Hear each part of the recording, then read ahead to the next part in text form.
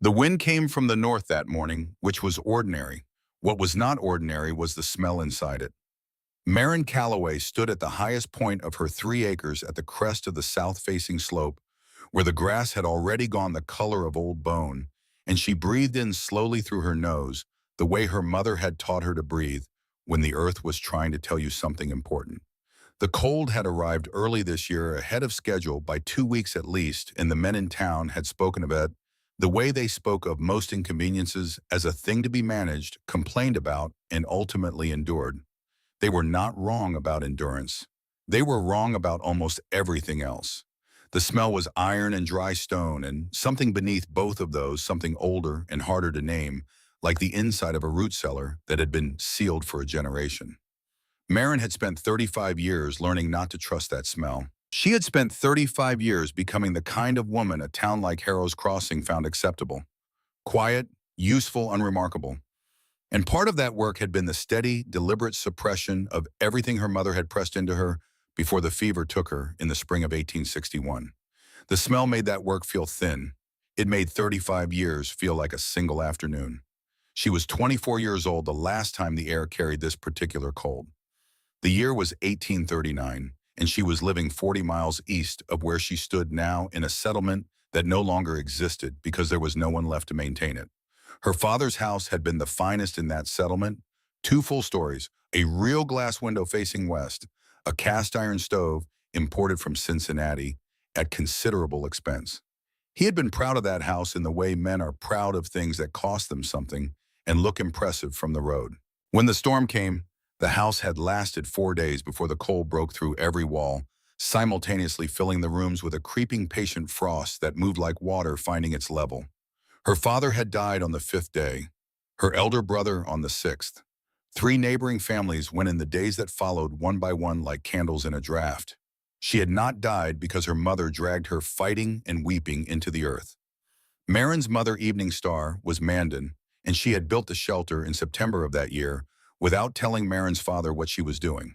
She had described it as a root cellar extension when he asked which was close enough to the truth that he hadn't pressed the matter. It was not a root cellar. It was 8 feet deep, lined with field stone on the north wall, roofed with salvaged timber and 3 feet of packed earth with 2 salvaged window frames set into the south-facing slope, at a precise angle her mother had explained with her hands more than her words. The angle catches the sun when the sun is lowest, she had said, pressing her palm flat and tilting it toward the horizon. The earth holds what the sun gives. The stone holds what the earth keeps. The family keeps what the stone remembers. Marin had thought at 24 that her mother was being poetic. She understood now that her mother had been being precise. She stood on the hill and breathed the iron smell and did the arithmetic she had been avoiding since mid-September. The sandhill cranes had moved south 3 weeks earlier than any year she could remember, and she had watched their formations from the same hillside with a feeling she could not yet articulate, the way you feel in the moment before you understand bad news, when your body knows before your mind catches up. The beaver dam on the creek south of town was deeper this year by nearly a foot, reinforced with a density of material she had never seen in 35 years of walking that creek. The frost line, when she pushed a metal rod into the ground the last week of October, met resistance at 6 inches in a year that should have had another month before the ground locked that hard. She was not reading omens. She was reading data. Her mother had taught her the difference, and she had spent decades being careful to honor it. The town meeting was that evening. She had known about it for 2 weeks and had spent those 2 weeks deciding whether to speak. The decision had not come easily. She had been invisible in Harrow's Crossing for most of the 11 years since her husband Thomas had died of a fever, and invisibility had its uses. It kept you from being wrong in public. It kept you from having to watch men's faces move through the particular sequence. Polite attention, mild skepticism, barely concealed condescension that they produced when a woman said something they found inconvenient. She had watched that sequence performed on other women, younger women mostly, and she had noted the way it left marks on them even when they held their ground. She was 62 years old. She had stopped worrying about marks a long time ago. What she had not stopped worrying about was being right when no one listened. That was a different kind of mark. That was the kind that did not fade. The Harrow's Crossing town hall smelled of wet wool and wood smoke, and the particular confidence of men who have not recently been wrong about anything significant. Marin arrived early enough to take a seat in the last row, which she preferred for reasons she did not examine too closely. The back row allowed her to watch the whole room at once, to see who sat next to whom, who leaned toward whom to whisper, who kept their eyes forward, and who let them wander. A room told you things if you watched it the way you watched a river, paying attention to currents rather than surface. The room was nearly full by the time Alderman Chester Prescott took his position at the front, and it was the kind of full that felt satisfied with itself. Harrow's Crossing had 412 residents at the last count, and the majority of the adults had turned out tonight, which was a measure of the communal anxiety the early cold had generated, and also of their faith that the anxiety would be addressed. Prescott was a large man, not tall but broad, with the physical presence of someone accustomed to filling doorways and conversations equally. He had been alderman for 15 years and had the manner of a man who had learned to mistake familiarity for wisdom. He spoke well. That was the difficulty with Prescott. He was genuinely good at the mechanics of public reassurance. He hit the right notes in the right order, building from acknowledgement of the cold to historical precedent to specific concrete action, arriving at the figure of Silas Holt with the timing of a man who has rehearsed the sequence. Holt ran the largest lumber operation in 2 counties, a lean man with a face like weathered fence board and eyes that moved with a merchant's constant calculation. He rose when Prescott gestured to him, confirmed the doubled cordwood commitment with the ease of a man confirming something he has already decided, and sat back down. What neither of them mentioned, and what Marin noticed because she had learned to notice what men leave out of sentences, was the quality of the wood. She had bought 2 cords from Holt's operation in early October, the first time she had done business with him in several years, and the wood had been wet through green-cut timber that had not been given the 18 months of proper drying that turned it from an expensive fire hazard into actual fuel. Green wood burned fast and hot at first, and then smoldered, producing smoke and a fraction of the heat that seasoned hardwood generated. She had tested it because her mother had taught her to test things by touching them, by smelling them, by holding them up, and considering their density.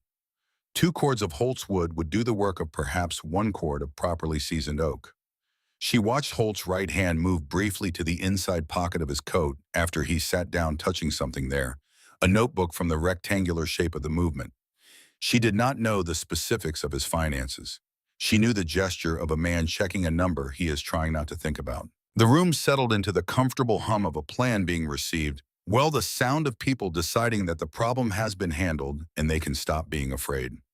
Prescott was moving toward closure, the part where he thanked people for coming and reminded them of the town's long history of meeting difficulty with fortitude, and Marin became aware of the weight of the moment pressing against her, the way cold presses against a door, not forcing it, just making its presence known, making you understand that the door is the only thing between the inside and the outside.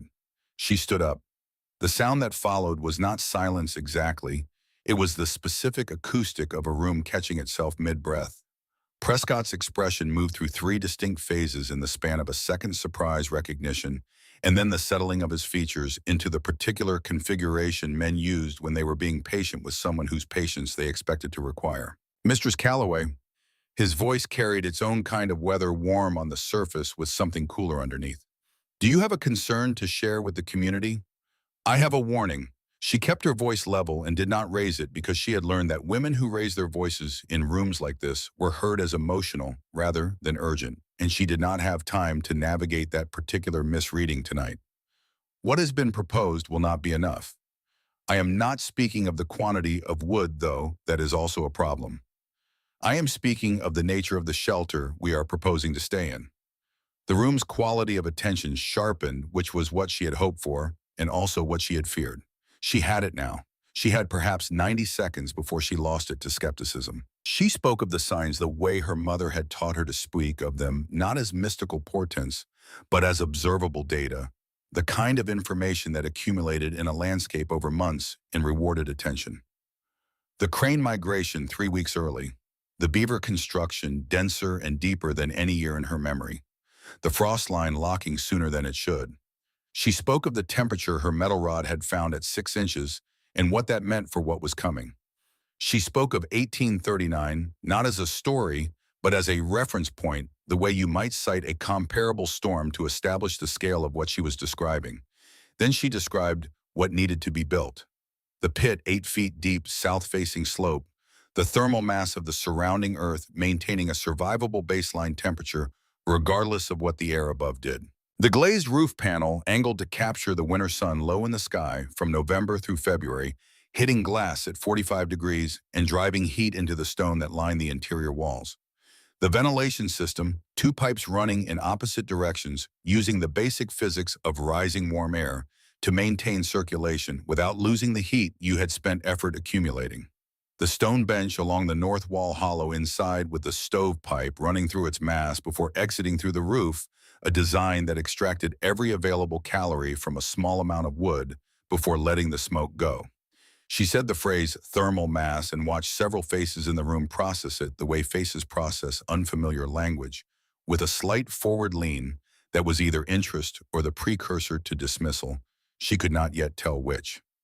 The Earth at 6 feet below the frost line maintains a constant temperature regardless of surface conditions, she said. Not warm, but survivable. What you cannot maintain with wood fires and frame houses against a sustained Arctic event the Earth maintains without any effort at all. You are not fighting the cold, you are stepping below it. The silence that followed was not the silence of a room being persuaded. It was the silence of a room deciding how to respond to something it had already determined to reject. Prescott moved first. Mistress Calloway. Something in his tone had adjusted. The patience was still there, but thinner now, stretched over something less charitable. Are you proposing that the families of Harrow's Crossing abandon their homes and burrow into the ground? I am proposing that we build a communal shelter in the south-facing slope of the ridge, outside town, that uses the Earth's own thermal properties to maintain a survivable interior temperature, regardless of what occurs above. It is not a hole. It is an engineered structure built according to principles that have kept people alive in conditions identical to what is coming. Kept which people alive? Silas Holt's voice came from the third row. Not raised, not hostile exactly, but edged with something she recognized as the irritation of a man whose livelihood was being implicitly criticized. Because I notice you haven't mentioned whose people you're talking about. There it was. She had known it was coming, had felt it gathering in the room like weather of its own. My mother's people. She did not elaborate and did not soften it because elaboration and softening were strategies for people who had something to apologize for, and she had decided 20 minutes ago that she was done with apology. The Mandan have built Earth Lodge structures for longer than this territory has had settlers in it, and those structures have survived winters that would kill every person in this room in 3 days. That is not mysticism. That is engineering that predates our presence here by several centuries. Reverend Arthur Crane rose from the fifth row with the deliberate motion of a man who has been waiting for his moment. He was narrow everywhere, narrow face, narrow shoulders, narrow convictions, and he had the voice of someone who had practiced projecting it into spaces larger than himself. Mistress Calloway, I say this with Christian charity. The phrase landed with the weight of things said without charity. What you are describing is a retreat into the earth, a rejection of the upright structures in which God-fearing people make their homes and raise their families. There is a reason we build houses that stand. There is a reason our churches have steeples. We reach upward. That is the direction of our aspiration and our faith. In the direction of the wind, she said, which will find every gap in every steeple you build. A laugh moved through the room, quickly suppressed, and she watched Crane's narrow face absorb it with the particular dignity of a man who has decided not to acknowledge being wounded. He sat down slowly and did not look at her again. In the third row, an old man had not laughed. Emmett Shaw was 78 years old, which made him perhaps the only other person in the room with a chance of remembering 1839 with any clarity. His hands rested on his knees with the careful stillness of aged joints, and his eyes were fixed on something at an indeterminate middle distance. Not Marin, not Prescott, not the floor, but some interior landscape that only he could see. He had, when she first began speaking, done something almost imperceptible. He had nodded, once small as if to himself rather than to the room. Then he had stopped nodding and had not moved since. She looked at him for a moment longer than she looked at anyone else. She did not understand why he was silent. She understood only that his silence was a choice and that choices made from silence carried their own weight forward in time. Prescott restored order with the ease of a man who has done it often. He thanked her for her contribution. He used the word contribution the way you use it for something you are filing away rather than acting on. He reminded the room that the town had faced hard winters before and had always come through them, which was true, but which proved nothing about the winter that had not yet arrived. He called the meeting to a close with the practiced finality of someone who has learned that endings like beginnings benefit from decisiveness. Marin did not sit down when Prescott thanked her. She remained standing for a moment that lasted perhaps 4 seconds, which was long enough to make those 4 seconds felt. And then she said, without raising her voice and without directing the words at any specific person, "I will build my own then, and I will leave the door unlocked." She walked out of the town hall and the heavy oak door closed behind her with a sound like something being settled. Outside, the air had dropped another 5 degrees since she had gone in. A single snowflake landed on the back of her left hand, and she looked at it, a small, precise construction, six-sided symmetry against the skin of a 62-year-old woman who had spent 35 years not saying what she knew. She watched it dissolve. She had said it now. Whatever came next, she had said it. In the third row of the town hall, Emmett Shaw sat with his hands on his knees and did not move. In the fifth row, a young man named Gerard Holt sat very still beside the empty seat his father had just vacated and did the calculation he had been doing since Marin began speaking. Gerard was 28 years old and had spent 3 years studying structural engineering at a technical institute in Boston before his father called him back to manage the eastern accounts of the lumber operation. He understood thermal mass in the way people who have studied heat transfer understand it, not as a general concept, but as a quantifiable property measurable in BTUS and specific heat capacity and the particular density of different stone types. He understood the 45-degree angle she had described, had understood it immediately and viscerally in the way you understand something you have read about in textbooks but never seen applied. He understood the ventilation system and its elegance, the way it used natural physics instead of mechanical intervention, the way it would continue functioning without maintenance or monitoring, regardless of conditions outside. He understood, sitting very still in the fifth row of the Harrows Crossing Town Hall, that what the woman in the plain dark coat had just described would work. Not theoretically. Actually, in the ground, in the cold, in the storm, he had also noticed, building in the data of the past 2 months, the early frost, the low barometric readings, the particular opacity of the clouds coming down from the northwest, that had nothing to do with ordinary Dakota winter weather. He also understood with a clarity that arrived like cold water what his father had just committed the town's families to instead. He did not say anything. He put on his hat and followed his father out into the night, and the decision he made in that short walk to say nothing, to keep what he knew inside the closed architecture of his own skull, was the decision he would spend the better part of the next year trying to understand how he had made. Silas Holt walked ahead of him without speaking, and in the set of his father's shoulders, Gerard could read the specific tension of a man who has heard something he cannot unhear and has decided not to let it change anything. November 1st was a Wednesday, which mattered only because Marin had decided that beginning on the first of the month gave the work a cleaner internal logic. She was in this way her father's daughter. He had been a man of ledgers and schedules of things begun and ended on round numbers, even as she was in almost every other way that mattered her mother's. She spent the morning not with the spade, but with her feet walking the slope the way her mother had walked it when she was choosing where to build in 1839. You could not look at a slope from the outside and know it. You had to walk it at different times of day. Watch where the morning sun struck, first watch, where the water ran after rain, feel with your feet where the ground was solid and where it gave slightly indicating water table below. She had been walking this particular slope for 11 years and knew most of what it had to say, but she walked it again now with the specific attention of someone making a final decision, and the slope confirmed what she had already suspected. 2/3 of the way up on the section that faced most directly south, the morning sun hit the frosted grass at 8:15 and didn't leave until after 3 in the afternoon, the longest solar exposure on the entire property. The drainage from the slope ran west of this spot, not through it. The soil at this elevation was dense clay, not the sandy loam of the lower section, which meant it would pack hard once disturbed, and would hold the shape of whatever you asked it to hold. The northern ridge above this point blocked the prevailing north and northwest winds from hitting the slope, directly creating a natural wind shadow that would reduce the exterior thermal load on the structure by a significant margin.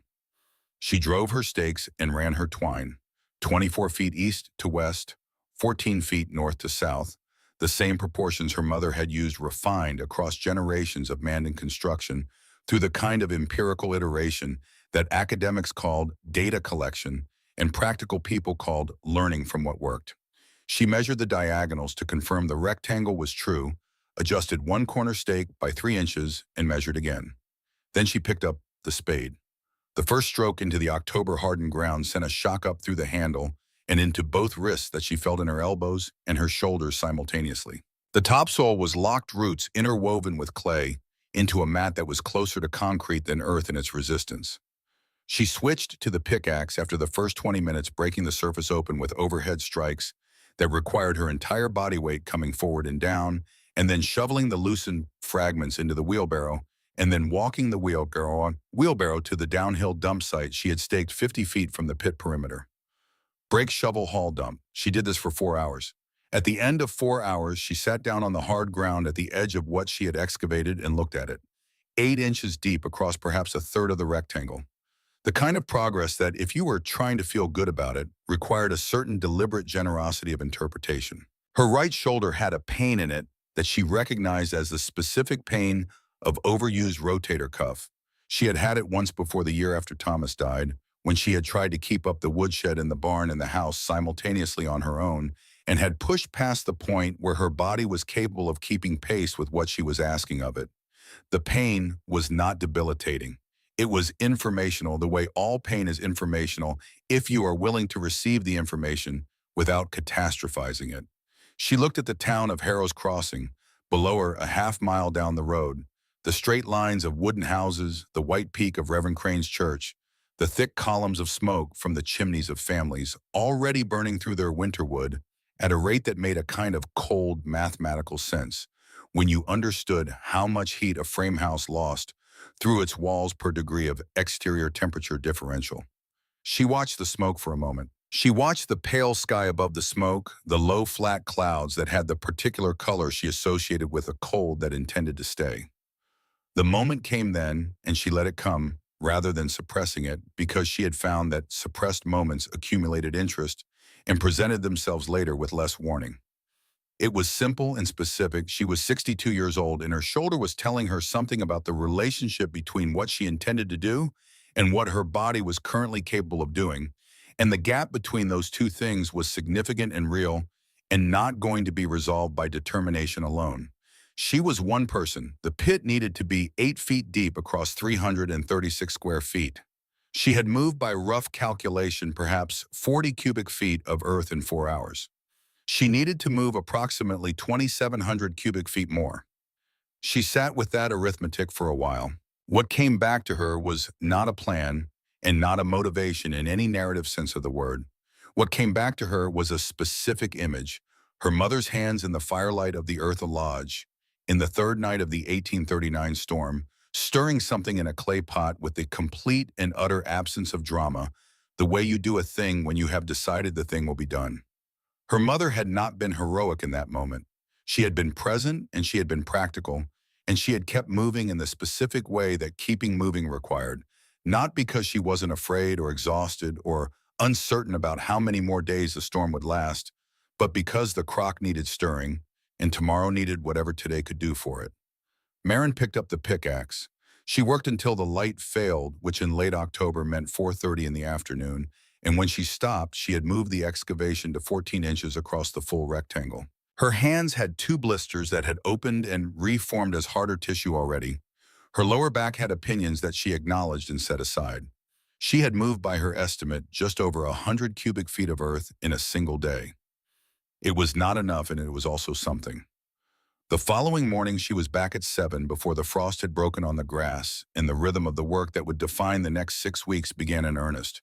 The pickaxe loosening what the night's freeze had locked harder, the spade collecting what the pickaxe had broken, the wheelbarrow carrying it away, the body adapting in the incremental and unglamorous way that bodies adapt to repeated stress, building callus and muscle, and the particular economy of motion that comes from doing the same physical task until the waste is burned out of it. She was aware of being watched. Not constantly, not obtrusively, but she was aware a rider who paused on the road below for a minute before moving on a pair of women who stood at the fence line of the lower field and looked up at the strange figure on the hill before returning to whatever had brought them out. She did not look back at them. She had learned a long time ago that returning the gaze of people watching you with skepticism was an invitation to engage with the skepticism and engagement. With skepticism was a use of energy that the hill required for other purposes. On the fourth morning, she came out of her house to find a wooden bucket sitting by the gate. It was new. She could see the unweathered wood, the clean iron hoops, the sound construction of something made by someone who knew what they were doing. There was no note. There was no one in the road or on the slope below. She looked at the bucket for a long moment, picked it up, and put it to use. She had seen the young man Daniel Webb standing in the field below her property on several of the previous evenings, after what she assumed was the end of his working day from the way his clothes and posture suggested recent labor.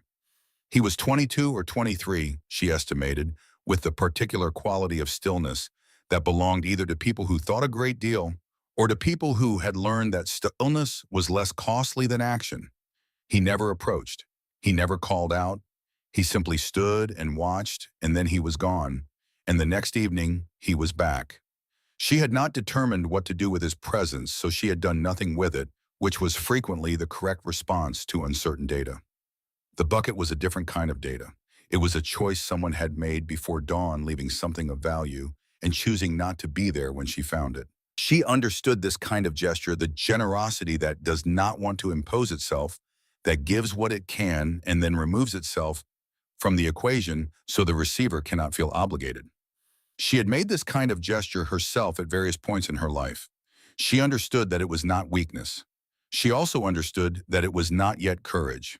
She thought about the bucket again that night, sitting by the small stove in her house for what she suspected would be one of the last nights she spent there before the move into the shelter.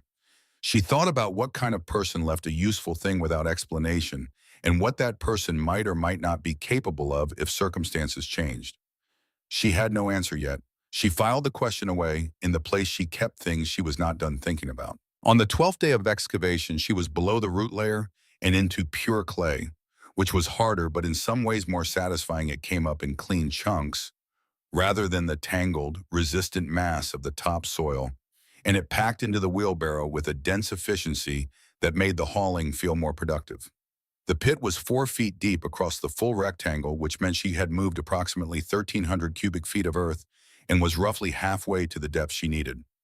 Her body had stopped complaining in the urgent way of the first week and had settled into the steady background ache of sustained work, which she found preferable, the body communicating maintenance rather than emergency. It was on this day that she became aware of a new presence at the edge of her property line.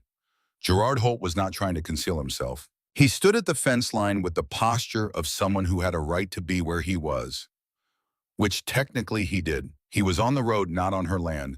He was dressed for the cold in a coat she recognized as expensive, the kind with a wool exterior and a lining that cost more than the coat. And he had the educated hands of someone who worked with paper and measurement instruments more than tools. He was watching her work with the specific attention of someone who was not watching the person, but the object the person was working on. She watched him watching her structure. She saw his eyes track the line of the pit walls, the slope of the planned roof line she had indicated with stakes, the position of the pipe holes she had already roughed in at the north end of the ceiling frame. She saw the moment when he recognized what he was looking at. It was subtle, a small shift in the angle of his head, a brief stillness that preceded the resumption of his scanning, and she understood that he was not there out of idle curiosity. She drove her pickaxe into the clay and let him look. He was there for 2 hours. When he left, he walked down the road toward town without looking back. That evening in the house that Silas Holt had built at the east end of Harrow's Crossing, a conversation took place that no one was meant to know about. Silas Holt was a man who understood the economy of information the way he understood the economy of lumber, as a resource to be managed, allocated strategically, and kept from flowing toward people who might use it against you. He had sent Gerard to the slope with specific instructions, Find something structurally unsound, a code violation, a safety hazard, something that would give the town council grounds to order the construction stopped. He had reasons for wanting it stopped that he had not articulated fully even to himself, though they were not difficult to locate if you were willing to look at the account books and the loan documents from the Hartford Bank and the commitment he had made to double cordwood production for a town that was now implicitly being told by a 62-year-old woman in a dirt pit that cordwood was the wrong answer. Gerard stood in front of his father and said, "There is nothing unsound about it. The structure is correctly engineered. The thermal design is sound. The ventilation system is passive and self-regulating. A pause, the kind of pause that is a decision being made in real time. She knows what she's doing." Silas Holt was quiet for a period that extended past the comfortable range of silence between a father and a son. "You will not say that to anyone." His voice was flat in the way that things are flat when the emotion has been pressed out of them by long practice. "You will not repeat what you've just said to me to anyone in this town for any reason." Gerard looked at his father for a moment, and in that moment he was looking at something more specific than the man. He was looking at the mechanism beneath the man, the thing that had been driving decisions for longer than he had been alive, the thing that called itself pragmatism and business sense and providing for the family and was at its simplest fear wearing a coat that fit well. "Yes, sir," Gerard said. He went upstairs to the room he had occupied since returning from Boston, and he sat on the edge of the bed in the dark, and he thought about the woman on the hill with her pickaxe and her mathematical precision and her knowledge that she had carried for 35 years without using it because the world had not given her a reason to believe it would be received. He thought about what he had seen in that pit, not just the design, but the quality of the decision-making, the way every element addressed a specific failure mode that conventional construction did not address. He thought about the winter that he had also been watching gather itself on the northern horizon in the data of temperatures and pressure systems and the early hardening of the ground. He sat in the dark, and he did not do anything with what he knew. That silence made in the dark in November would cost him something later that no accounting system he had learned in Boston could adequately measure. But he did not know that yet. He only knew that his father was afraid and that he had been trained since childhood to understand his father's fear as a fact of the natural world, like gravity, like cold, like the way debt accumulated interest while you slept. Something you worked within rather than against. Below his window, the town of Harrow's Crossing went about its evening's business, stacking wood-shuttering windows burning through the early hours of a winter that had not yet shown what it intended. The chimneys sent their columns of smoke straight up into the windless night, and from above, if you had been watching, they might have looked like a signal of some kind. They were not a signal, they were just smoke, and the wind was coming that would scatter it, and the woman in the pit on the hill had already done the calculation. The north wall came first, because the north wall was where the winter would press hardest, and Marin had learned from her mother that you built your strongest defense at the point of greatest threat, rather than distributing effort evenly across all fronts. The fieldstones came from the dry creek bed at the bottom of her property, where decades of water movement had sorted and smoothed them into the dense, heavy oblongs that held heat the way nothing else she had access to could hold it. She moved them in the wheelbarrow, 6 or 7 at a time, depending on size, making the trip from creek to pit a dozen times each day until her forearms had developed a new rope of muscle along the outside edge that she noticed when she washed her hands at night. The mortar was clay and water mixed in a wooden trough she had constructed from salvaged lumber, and she applied it with her hands rather than a trowel because her hands gave her more information about consistency and coverage than any tool she had tried. Her mother had done the same, and when Marin pressed the clay into the joints between stones, smoothing it flat with her thumb, she was performing a gesture that was older than any building technique the men in town would have recognized as legitimate, older than the territory itself, older than the word territory applied to this particular piece of ground. The gesture did not feel ancient when she made it. It felt correct.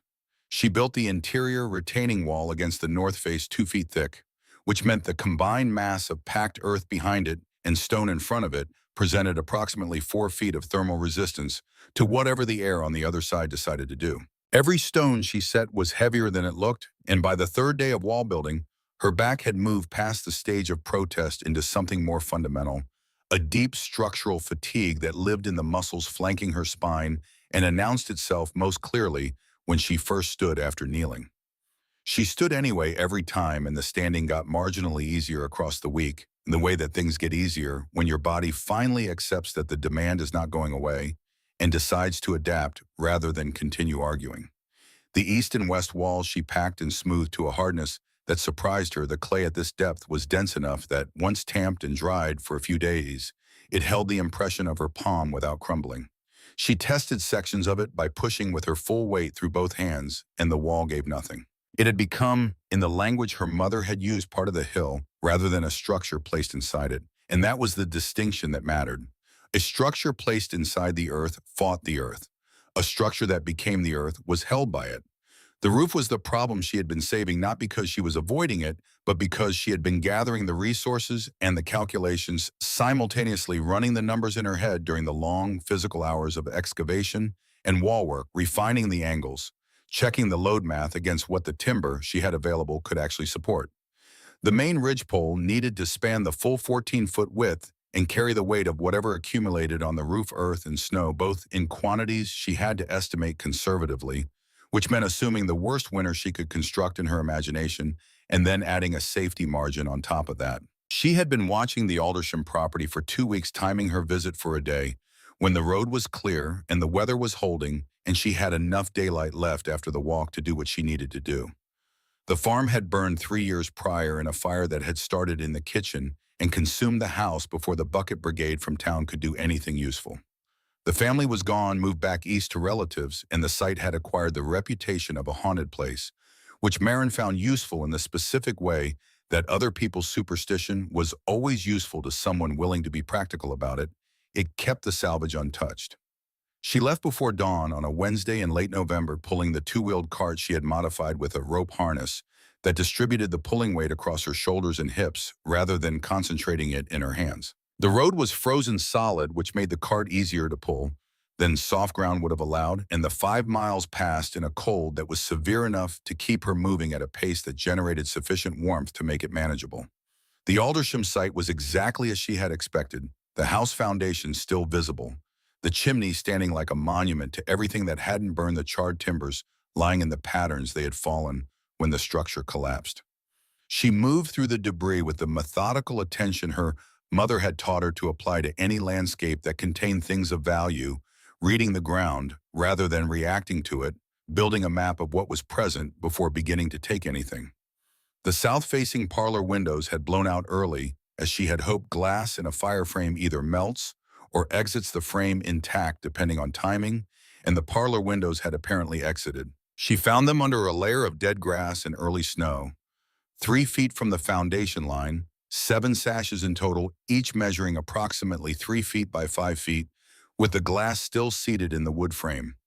She loaded them onto the cart with care that went beyond what the physical fragility of the glass required. She was loading time as well as material, weeks of labor represented in each intact pane, and she handled them with the hands of someone who understood that there was no replacement available if she damaged what she had found. She packed them with the strips of burlap she had brought for exactly this purpose, stacking them on edge in the cart bed with padding between each sash. The walk back took longer than the walk out because the cart was loaded, and the loaded cart required attention on any section of road where the ice had roughened overnight, which on a 5-mile road in late November was most of it. She developed a rhythm of checking the surface 3 steps ahead while pulling with a consistent pressure, not jerking the cart over rough patches but flowing it through them, the way water finds a path rather than forcing one.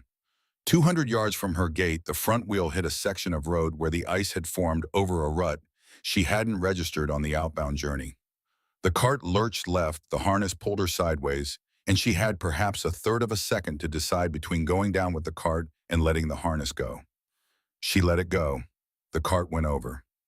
She stood in the frozen road and listened to the specific sound of glass meeting ice-covered ground, not the single clean break of a dropped drinking glass, but a sequence of sounds overlapping, some sharp and some dull, that told her before she looked that the news was going to be bad. She walked to the cart. 5 of the 7 sashes had broken, some cleanly across the middle, some in the corner-to-corner diagonal that meant the frame had flexed before the glass gave. 2 sashes were intact. She could see this clearly in the gray afternoon light, and she stood with it for a long moment without moving. The arithmetic was immediate and merciless. Two sashes gave her 30 square feet of glazing surface. She needed a minimum of 90 square feet for the roof panel to function as designed, enough area to capture meaningful solar gain on the short December days when the sun crossed the sky at its lowest angle. 30 square feet would give her something, but something was not the same as sufficient, and she had not spent 6 weeks in the ground to build something that would merely reduce the cold rather than defeat it. She righted the cart. She loaded the two intact sashes with the same care she had used loading all seven. She pulled the cart home. That night, she sat at her kitchen table with the lamp turned low to conserve oil, and she held the problem in her mind the way she had learned to hold hard things, not gripping them, because gripping produced heat and heat produced distortion, but holding them loosely enough that they could be examined from all sides. She could not go back to Aldersham. The road was closing and the remaining sashes had broken in ways that made them unusable, even if she could have retrieved them. She had $12 left from her original 47, and the general store carried single panes at a price that put even 4 additional sashes beyond what $12 could reach. There was no glass supplier within practical distance at this point in the season. She thought about her mother in 1839 with the particular quality of thought she reserved for problems that required a different kind of intelligence than she had been applying. Her mother had been a woman of considerable practical ingenuity, but the specific ingenuity she kept returning to was not the engineering or the construction, it was the resource identification. Her mother had always known where things were, not because she had supernatural access to information, but because she paid attention to what was around her in the sustained, patient way that most people paid attention only to what was directly in front of them. Marin went to bed without a solution. Solutions that weren't ready to arrive yet were not helped by being forced. The knock came at 7 in the morning. She heard it from the bedroom, 2 beats deliberate and quiet, the kind of knock that is not trying to startle you. She dressed and went to the door. Daniel Webb stood in the road outside, her gate hat in his hands despite the cold, which told her the conversation he had prepared for was formal in his own mind, even if it wouldn't be formal in practice. He was 22 years old. She was now certain with the build of someone who had grown up doing physical work but had not yet fully settled into it. Still some angularity to his frame, still the lean quality of a young man's strength, rather than the consolidated density of a man past 30 who has been working consistently. Beside him on the road, resting against the gatepost, was a single large pane of glass in a wooden frame, 3 feet by 5 feet, intact. The wood of the frame was the same pine she recognized from the storage side of Holt's lumberyard. She looked at the glass.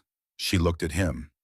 His eyes moved to her left shoulder and stayed there, which was either shyness or the particular discomfort of someone who has done something they're not entirely certain they had the right to do. My father doesn't use that window. His voice was quiet and slightly rough from the cold. It's been in the storage building for 2 years. He bought it for the east wall of the yard office and then decided against the office. She considered this for a moment. Does your father know you're here? No. She looked at the pane again, 3 feet by 5. Added to her 2 remaining Aldersham sashes, this gave her 45 square feet, still not 90, but more than halfway, and there was a design modification forming in her mind that involved steepening the angle of the remaining glazing to compensate for reduced area squeezing, more efficiency from fewer square feet, by optimizing the capture angle more precisely.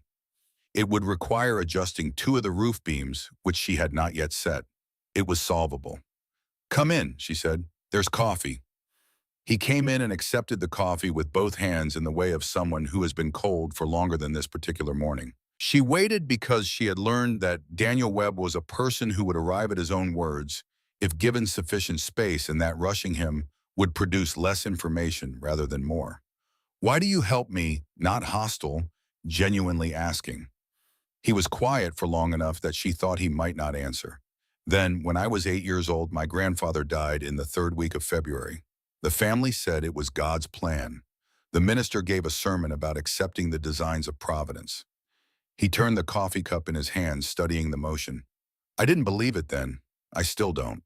I think the house was cold. I think he died because the house was cold and there was nothing in it that could hold heat against the Dakota February.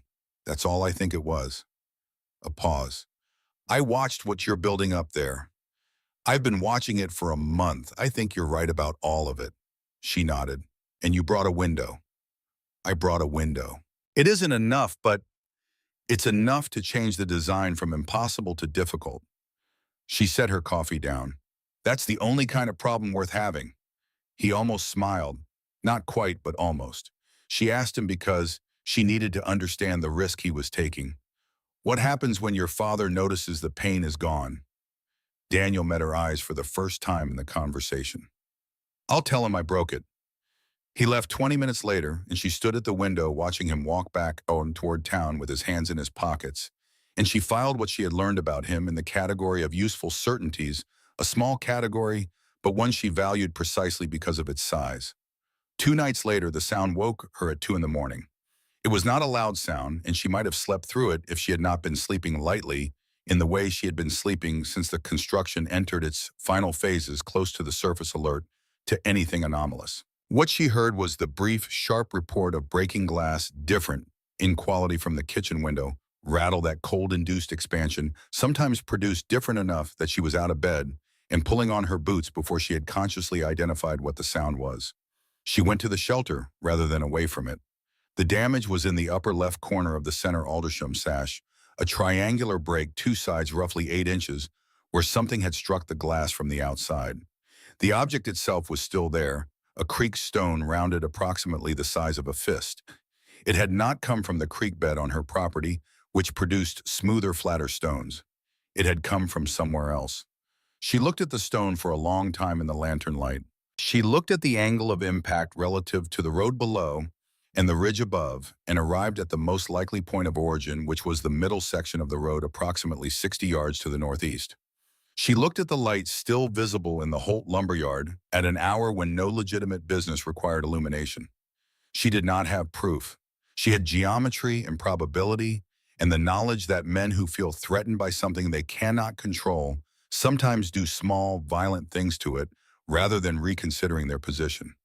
This was not a revelation.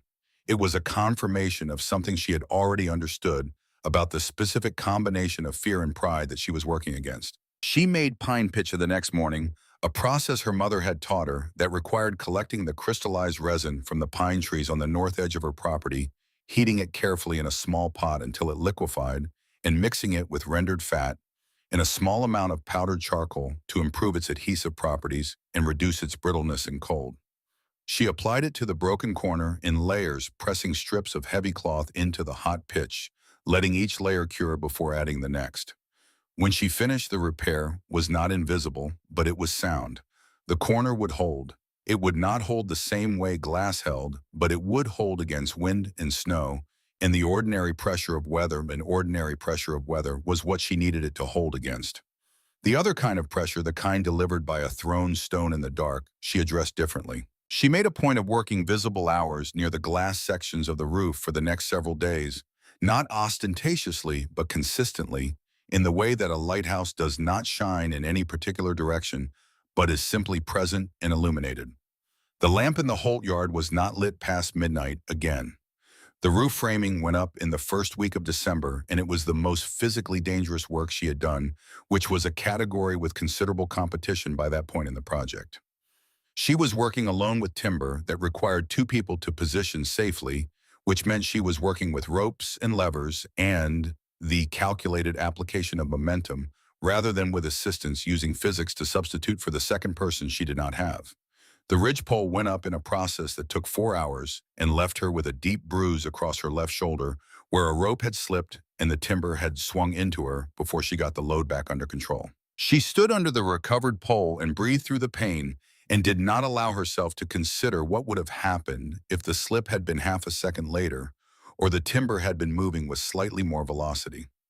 The front post stood 10 feet high, the rear posts 2 feet, creating the steep pitch she needed 45 degrees on the glazed face catching the winter sun at an angle that would maximize thermal transfer during the short days when the sun cleared the ridge for perhaps 6 hours. She had calculated this on paper first and then recalculated it with stakes and shadows on the slope itself, and the 2 calculations agreed to within a degree which satisfied her. The rafters went across the width of the structure at 24-inch intervals, And onto the rafters went the planking for the earthen north section of the roof, and onto the planking went the oilcloth she had purchased at the general store.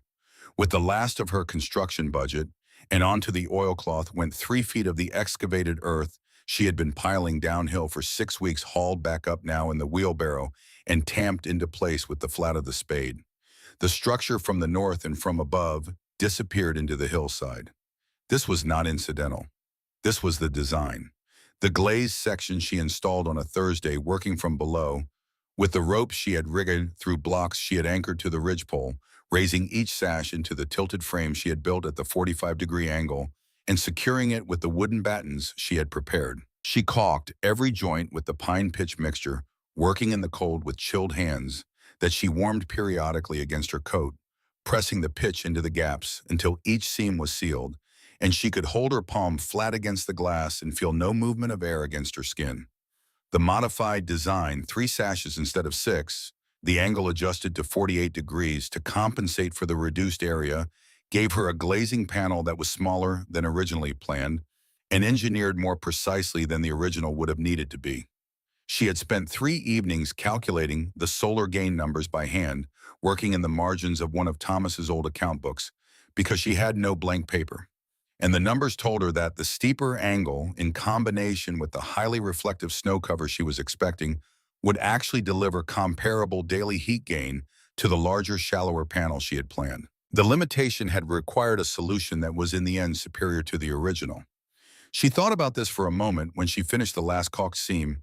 The way problems sometimes contained improvements, if you were willing to look at them long enough rather than just resenting them, and then she stopped thinking about it because the light was failing and she had the ventilation pipes to run. The intake pipe was the more complex of the two. She buried it in a trench she had dug along the south face of the slope, running it 30 feet from the exterior air intake to the point where it entered the shelter at the base of the glazed wall. The purpose was thermal exchange. Air entering at the exterior end would travel 30 feet through earth that held a constant temperature significantly above the exterior, air temperature arriving inside the shelter, measurably warmer than when it entered. Not warm by indoor standards, but warmer than outside, and every degree of pre-warming was a degree of work the interior heating system did not have to do. The exhaust pipe ran from the highest point of the ceiling at the rear of the shelter through the earthen roof and emerged on the uphill side of the structure, which meant it exited into the wind shadow rather than the wind face, reducing the risk of the pressure differential, forcing cold air backward through the system. The physics of the circulation were simple. Warm air rose, accumulated at the ceiling, found the path of least resistance upward and out, and its departure created a partial void that drew the pre-warmed intake air in at the floor level. No moving parts, no maintenance requirements, no failure mode that a storm could trigger. The hollow stone bench along the north wall was the last piece, and it was the piece she felt most satisfied by in the engineering sense because it was the element that would multiply the efficiency of the entire heating system by the largest factor. She had constructed it from fieldstones set in clay mortar in the same technique as the wall building, a long rectangular chamber approximately 8 inches high in the interior, with the cast iron stove sitting at the western end and the stovepipe running horizontally through the bench cavity, the full 14-foot length before turning and exiting vertically through the roof. Every cubic foot of combustion gas had to travel 14 feet of enclosed stone channeling before leaving the structure, surrendering heat to the stone mass with every foot of travel. The bench would take 2 days to fully heat after the first fire, but once it reached thermal equilibrium, it would maintain a radiant output through the night on an amount of wood that a conventional cast iron stove would consume in 2 hours without producing a fraction of the same effect. She had traded for the stove in October before the meeting, anticipating that she would need it, and that the terms of trade would be easier before she became publicly controversial.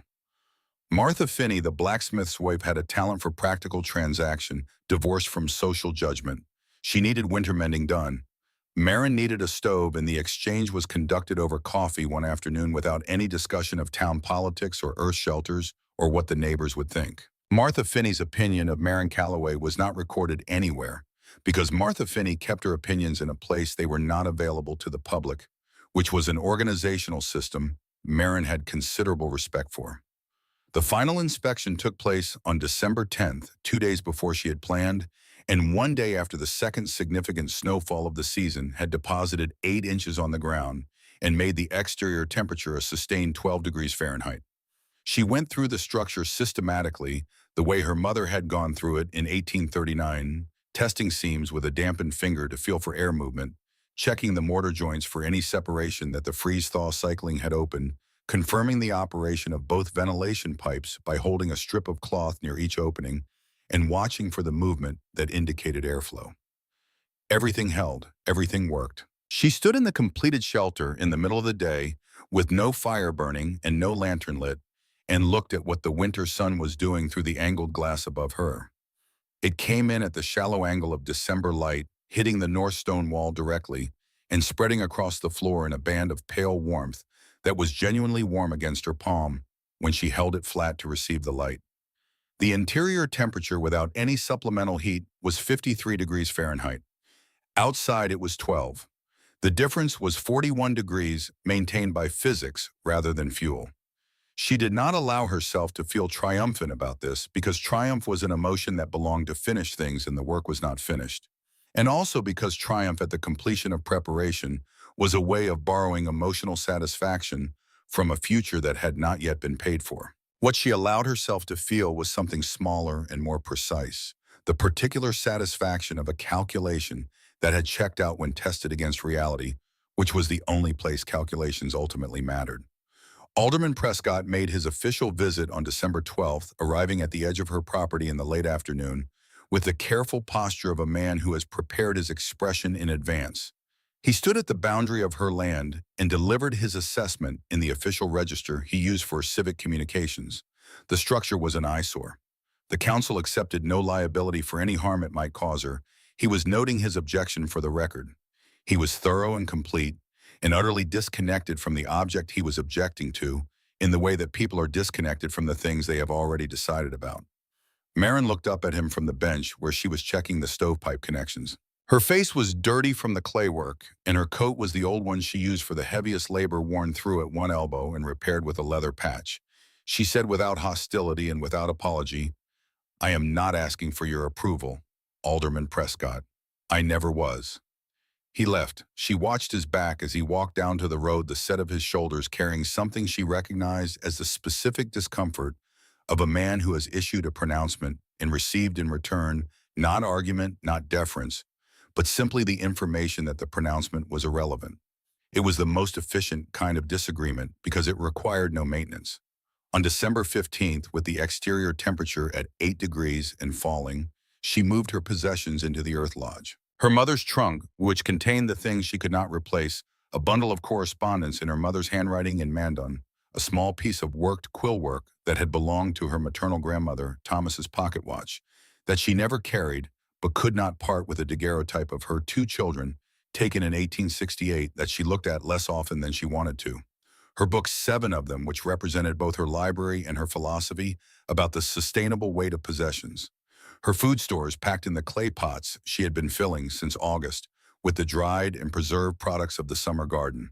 Her firewood stacked in the alcove she had built into the east wall specifically to bring it inside and keep it dry. She closed the door at dusk, sitting on the stone bench with her lantern and a book she was too present to read.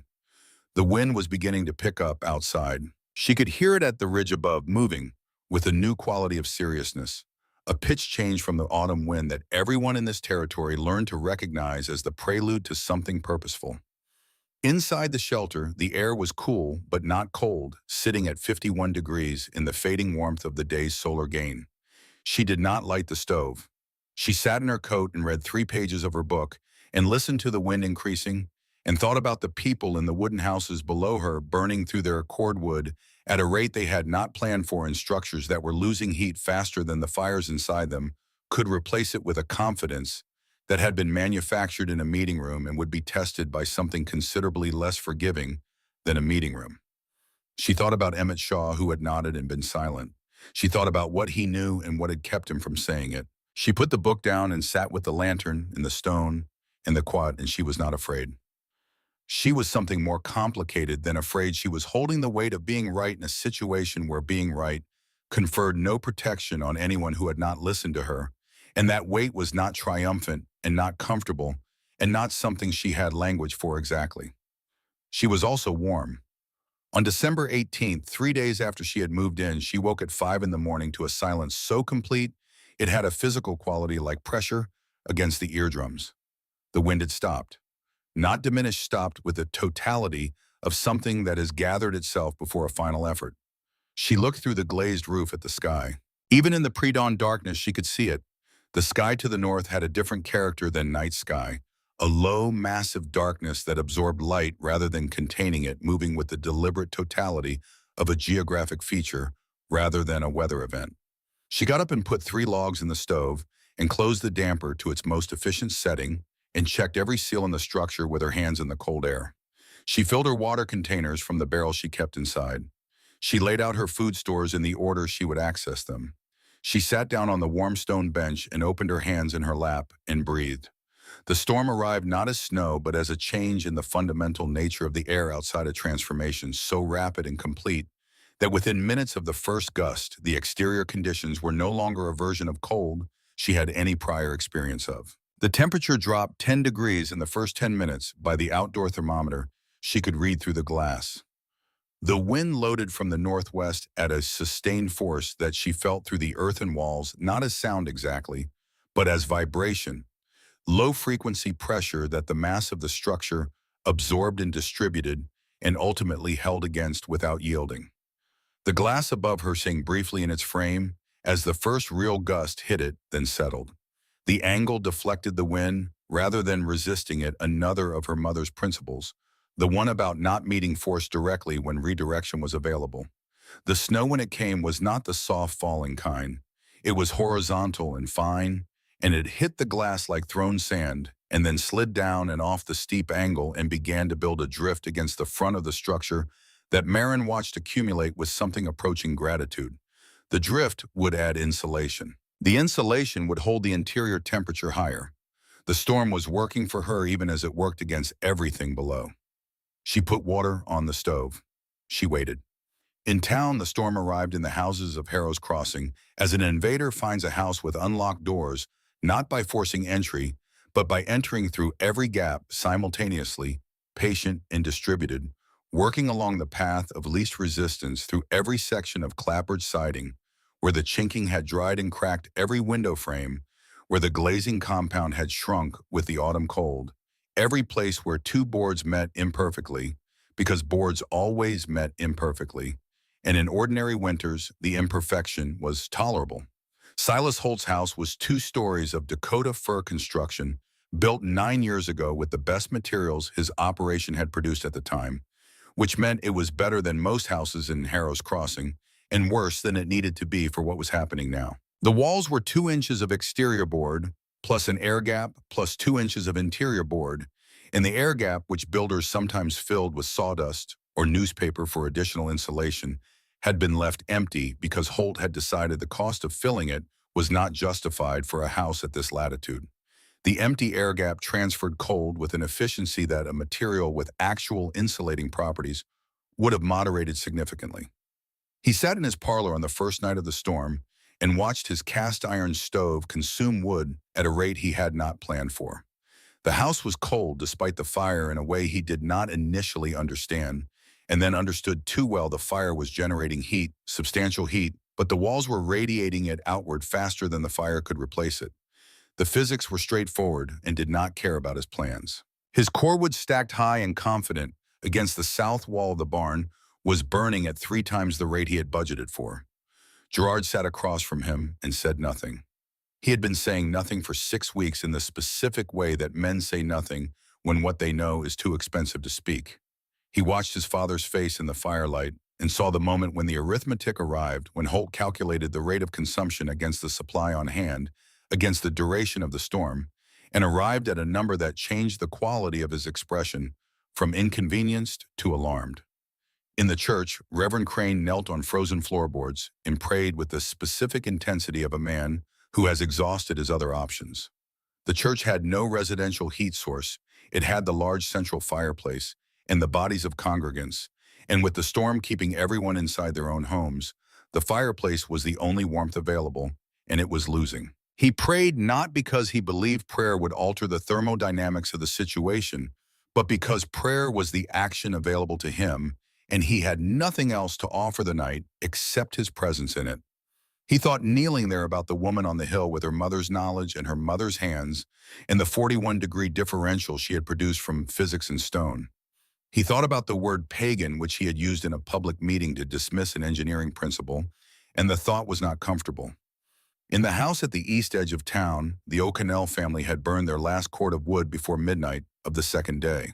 They had burned faster because the house sat exposed on the eastern edge with no windbreak, and because the construction was lighter than average, and because Daniel O'Connell had bought his wood from Holt's latest stock, which burned with the beautiful enthusiasm of green timber and left behind a fraction of the heat that the burning suggested. After the wood was gone, they burned the kitchen chairs and then the kitchen table. The cold did not wait for them to run out of things to burn.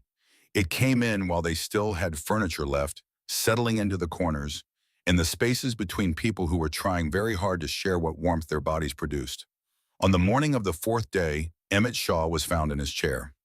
Daniel Webb found him making his way through the chest-deep snow between buildings with a length of rope tied to the door handle of the house he had been sheltering in and to his own wrist so that he could not lose direction in the whiteout conditions. He found Shaw because he had been checking on the older residents who lived alone, moving from house to house in the punishing cold, with the systematic care of someone who understood that systematic care was the only thing standing between intention and chaos in conditions like these.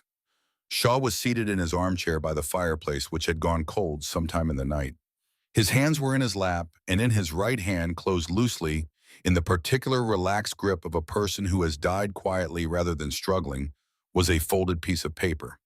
Daniel, his own hands almost too cold to function, unfolded it. The handwriting was shaky in the way of an old man writing in a cold room with fingers that had lost most of their fine motor cooperation, but it was legible. A name and a direction: Marin Calloway, South Slope, 1/2 mile North Road. Look for the pipe at the ridge. He had known. He had known in October when he nodded and stayed seated, and he had known through all the weeks since, and when the moment arrived where knowing could no longer be separated from action. He had written the address down and prepared to go, and he had not made it out of his chair.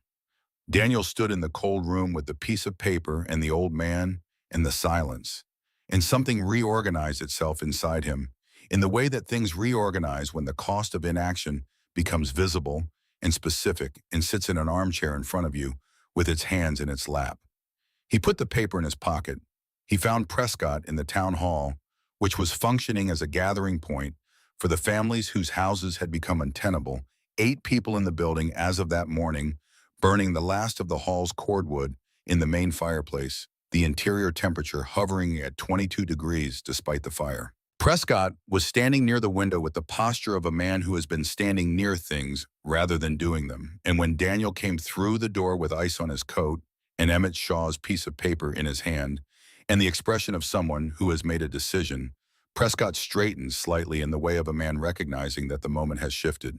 "The O'Connell family," Daniel said. "Where are they?" Prescott's face answered before he did. Daniel held up the paper. He said what it said. He said what it meant. He looked at the alderman and at Holt, who had arrived at the town hall that morning with his wife and the 2 youngest children, and at Gerard Holt standing to one side with his arms folded and his eyes on the floor, and at the other men in the room, and he said what Emmett Shaw had known and written down and not been able to deliver. "She's alive." His voice had no drama in it. "She was right about all of it, and she's alive, and the question in front of us right now is simple." Prescott looked at his granddaughter, who was sitting on a bench near the fire with her lips the color of bruised fruit and her eyes too still for a 7-year-old. He did not take long. 5 men went out into the White Death, and the White Death tried to keep them. Prescott was the first through the town hall door, and the wind took him immediately, not with the casual indifference of ordinary cold, but with the focused malice of something that had been waiting. It hit him across the face like a flat board swung hard, driving ice crystals into every exposed surface of skin and stealing the breath from his lungs before he had completed his first step. He had lived in Dakota Territory for 22 years and had considered himself a man who knew cold. He understood now in the first 10 seconds of being outside that he had known a polite version of it, cold, that announced itself and allowed you to negotiate. This was not that. This was the fundamental thing, the original condition, the temperature, the Earth defaulted to when the sun was not there to argue otherwise. Gerard Holt came out second, then Daniel Webb, then two men named Farrow and Guthrie, who had said little in the town hall, but had stood up when Daniel stood up, which was his own kind of statement. They tied the rope through belt loops and around wrists, linking themselves in a chain of 5, and the rope was both a practical tool and an admission, an acknowledgement that individual navigation was not possible in conditions where visibility dropped to the length of your own arm, and direction became a matter of faith rather than observation. The 600 yards to Marin's property took 1 hour and 50 minutes. Daniel led because he had been outside more than anyone else in the past 4 days, moving between buildings in the methodical way he had developed, and his body had built a partial accommodation to the conditions that the others lacked. He moved by feel as much as sight, reading the ground through his boots, keeping the wind at a consistent angle on his left side, because he had established on the first day that the ridge ran northeast to southwest, and the wind was from the northwest, which meant keeping it on the left cheek meant moving roughly south toward the slope. The logic held until it didn't, and when it didn't, he stopped and waited and rebuilt it from the pressure of the wind against his body and the slight upward grade he could feel beginning under his feet. Prescott fell twice. The first time Farrow and Gerard hauled him up without slowing. The second time he stayed down for a moment longer than the first, and Daniel turned back on the rope and crouched beside him in the scour of the wind, and Prescott looked up at him with the expression of a man discovering something about his own limits that he would have preferred not to know. He got up, he kept moving. Whatever he had been before the storm, whatever the title and the authority and the 15 years of civic management had made of him, he was something simpler. Out here, a body moving through cold toward warmth. That was all, and it was enough, and it was more honest than anything he had been in a long time. The slope materialized out of the white, rather than appearing first a slight change in the texture of the wind, the ridge above breaking the worst of the gusts into something slightly less organized, then the ground rising under their feet at the angle Marin had described as 2/3 of the way up a south-facing hill. They searched by feel, spreading the rope between them to cover more surface hands moving through snow that had packed to the density of packed sand. The surface gave nothing. The storm had smoothed everything into a single continuous white architecture, featureless and absolute. Gerard found the pipe. His left hand closed around the metal when he was chest deep in a drift, his arm thrust down through snow that had compressed against the front of the structure, and for a moment he did not understand what he was holding. Then he understood. He pulled upward until the pipe was clear of the drift and held it exposed in the screaming air, and from the opening at the top came something that was not visible exactly, but was present, a thermal signature, a subtle warping of the air above the opening, that his engineer's eye recognized as the distortion caused by temperature differential. Not smoke, not vapor. Simply the shape of warmth rising through a column of cold invisible, except to someone who knew what they were looking at and was looking for it. He called out and the others came to him through the rope, and they dug with their hands because they had no tools working in the frantic economy of people who understand that stopping is not an option and that their hands are the only option available. The snow packed again as fast as they moved it until they learned to throw it far enough to the sides that it couldn't immediately refill the excavation.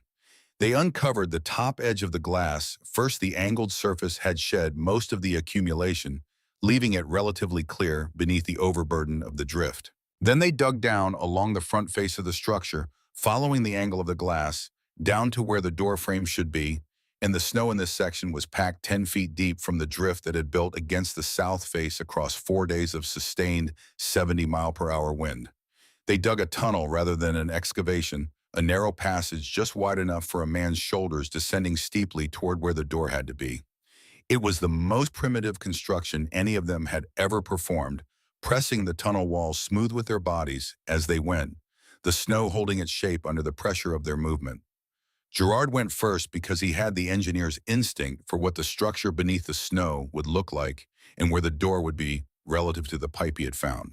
His hands hit wood when he had gone perhaps 8 feet down from the surface drift, and he felt along the wood until he found the iron handle in the slight gap of the door frame. He knocked. The sound was a dull compression in the packed snow, more felt than heard, and he was not certain it had transmitted through the door at all. He knocked again harder using the heel of his fist. The wind above the tunnel entrance took whatever sound he made and scattered it. He pressed his face against the wood and said her name not loudly because loud required breath.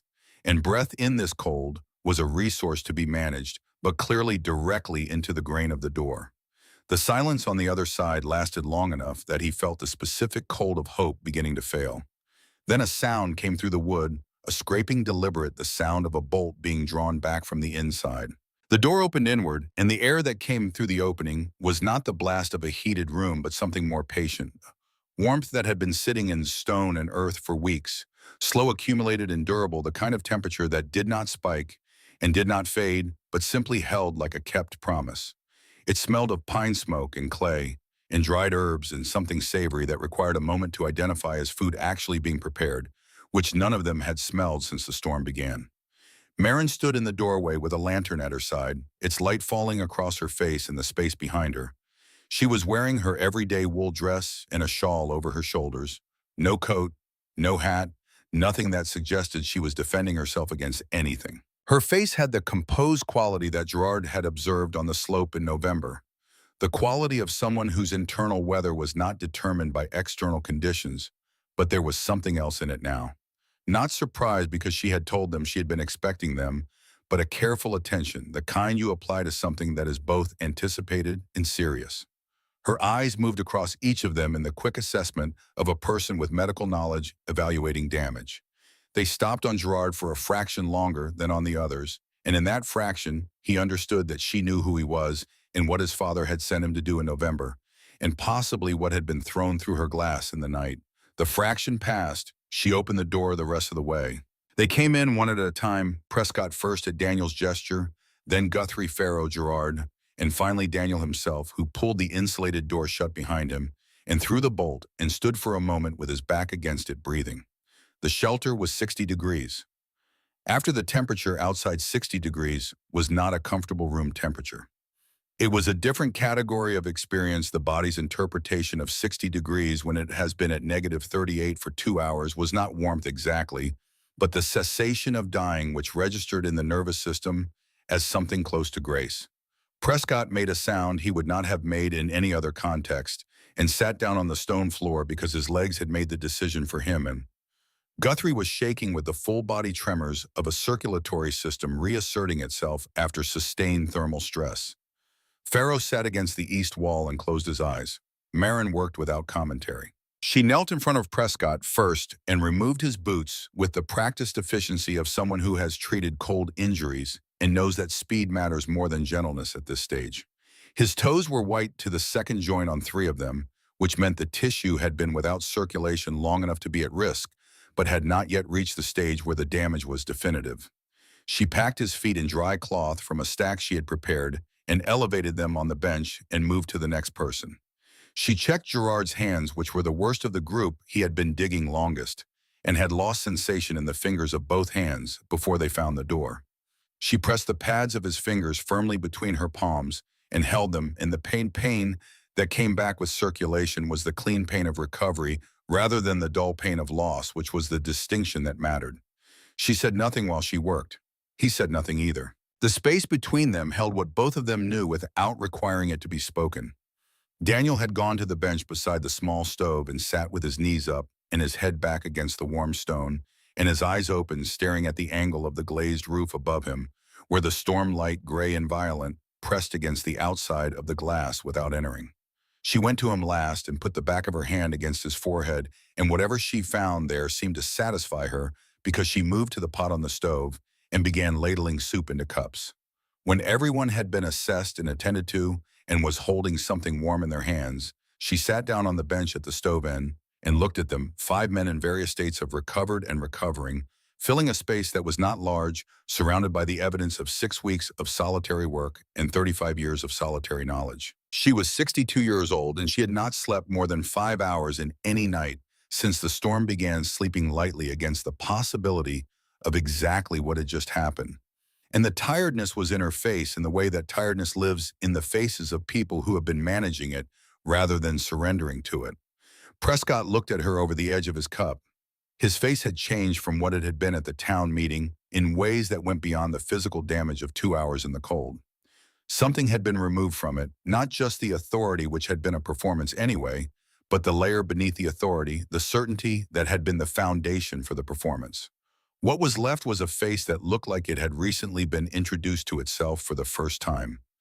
I believed, he said, his voice roughened from the cold and something else, that I was protecting people. That is what I told myself. He looked into the cup rather than at her. That what I was doing at that meeting was the responsible action of a man with experience and judgment. That your proposal was the thing that needed to be examined for flaws. Marin waited. I was protecting myself. He said it simply without the performance of self-flagellation, which was the form of honesty she found most credible. My position, my certainty. I couldn't afford for you to be right because if you were right, then everything I'd been confident about for 15 years was open to question, and I couldn't sit with that. He finally looked at her. I understand the difference now between those two things, between protecting people and protecting your own certainty. The cost of the confusion turned out to be significant. The storm pressed against the glass above them with the indifference of weather that does not adjust itself to the narratives of the people caught inside it. She said, I didn't come to that meeting to embarrass you. I came because I knew what was coming and I knew what needed to be built. That's all it was. I know that now. He paused. I knew it then too, somewhere underneath everything else. That was the part I couldn't tolerate. She accepted this without softening it and without adding to it because it was complete as stated, and any addition would have been something other than honesty. Over the following days, the shelter held what it had been built to hold, which was not just temperature, but the specific combination of conditions: breathable air, manageable humidity, sufficient light through the glass during the short December daylight hours that allowed human beings to function rather than merely survive. The ventilation system worked exactly as she had calculated, maintaining air quality for 13 people in a space designed for one without the buildup of moisture and carbon dioxide that would otherwise have made the shelter unlivable within 48 hours. She explained this to them on the second day when Daniel asked why the air felt clean, holding a strip of cloth near the floor intake to show the movement of air entering, then moving his hand to the exhaust pipe at the ceiling to show the movement leaving. You're not in a sealed space, she told them. You're in a space that breathes. The earth outside pre-warms the incoming air, so you're not constantly fighting to heat what comes in. The warm air you generate rises and leaves at the pump, and the replacement comes in at the bottom already warmer than outside. The system is self-regulating. It doesn't require anything from you except that you don't block the pipes. Guthrie, who had been a farmer for 30 years and had a farmer's practical relationship with physical systems, looked at the floor intake for a long moment. How did you know this would work? My mother built one in 1839. It worked. The physics didn't change between 1839 and now. It was not a complicated answer, but it had the quality of answers that come from the intersection of theoretical knowledge and witnessed evidence, and it carried the authority that that intersection produced. Guthrie nodded slowly, the nod of a man updating a long-held assumption, and did not ask further questions. The seventh person arrived on the second night, Prescott's daughter-in-law navigating the tunnel with his granddaughter on her back, guided to the slope by Pharaoh, who had recovered enough to make the return trip with a rope tied between them and a specific route memorized from the outbound journey.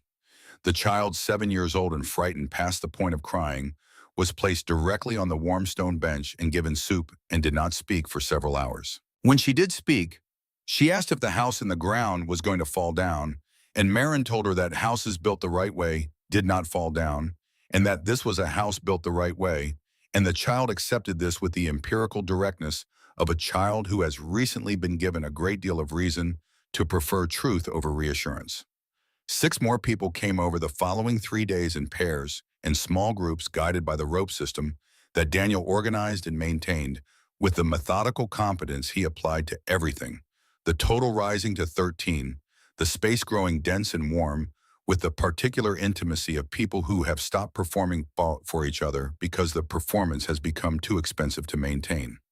Marin rationed the food with a firmness that nobody challenged because the logic was visible and the alternative was visible, and people who can see the logic clearly don't usually argue with it. Silas Holt arrived on the 5th day of the storm.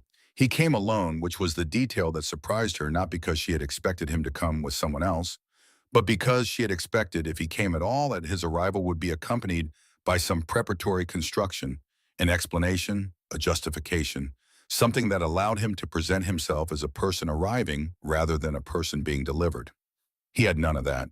He knocked once and stood in the tunnel entrance when she opened the door with the expression of a man who has used up everything he had in getting here and has nothing left for the presentation. His face was frost-damaged across both cheeks, and his hands, when she looked at them, had been borderline frostbitten and partially recovered, suggesting he had started toward the slope and retreated and started again more than once before completing the journey. She stepped back to let him in. He came through the door and stood in the space and did not speak. Gerard was sitting on the bench against the east wall and looked up when his father entered. The look that passed between them was the compressed communication of people who know each other too well for words to carry the primary information. Silas looked at his son and saw something that had changed something in the way Gerard was sitting in this space, not as a visitor or a prisoner, but as a person who understood where he was and had made a decision about it. Silas looked away first. Marin handed him a cup without ceremony. He took it. She said, not unkindly but without modulation, "You are not welcomed here, and you are not turned away. You are permitted in because everyone is permitted in." She looked at him evenly. "That is the difference. I want you to understand it." He understood it. You could see that he understood it in the way he sat down, not with relief exactly, but with the diminished posture of a man who has received exactly what he deserved rather than what he hoped for and has recognized the justice of it. He sat on the floor near the door away from the others and held his cup and was quiet.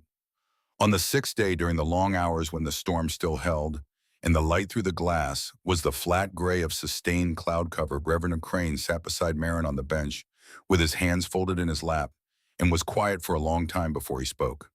He had been the quietest of the group since arriving, which was a notable change in a man whose professional function was speech, and she had watched him be quiet and had not disturbed it because she recognized it as a productive quiet, the kind that is doing work. "I owe you an apology that I am not certain how to give correctly," he said. The precision was genuine, she could hear that. "I used language from my tradition to dismiss something I didn't understand, and I used it in public, which amplified the dismissal. The language was the wrong tool. The knowledge you were offering had nothing to do with faith in either direction. It was simply knowledge, and I dressed it in a category that let me not engage with it." She considered this for a moment. "What would you have done differently?" "I would have been quiet." He said it with the weight of a man for whom quiet represented a significant sacrifice. "I would have said, 'I don't understand this,' and asked you to explain it further. I had the opportunity to do that. I chose performance instead." He looked at his hands. 17 people would still be alive if enough of us had chosen differently that night. The number had arrived the previous day, counted by Daniel on his circuit of the town, 17 dead distributed across the same demographic her mother could have predicted without knowing the town at all. The very old who lived alone, the households on the exposed edges of the settlement, the families whose wood supply had run out before the storm's third day. Each death was a specific person with a specific name, and Daniel had spoken the names quietly when he reported the number, which was the correct way to say a number that was also 17 human beings. She had not cried when she heard the number. She had sat with it in the silence of someone who had done everything available to them to make the number different and had not been allowed to do the available things. That was a different grief than the grief of failure, and it was not lighter, but it was clean in a way that failure was not. "The knowledge came from my mother," she told Crane, "and from her mother before her. It was tested over generations in conditions very much like this one. I carried it for 35 years and said nothing because I had learned that the source of the knowledge made people unwilling to receive it. That was a calculation I made for self-protection, and I do not entirely fault myself for it." She paused. "But I should have spoken sooner. That is also true." Crane looked at her. "You tried. At the meeting." "I tried once at one meeting in October. I had known about this knowledge my entire life, and I had never once attempted to share it with this community. One meeting in October was not the full measure of what was possible." She looked at the glazed roof where the storm was conducting its seventh day of sustained argument with the structure and losing. I own that part of it.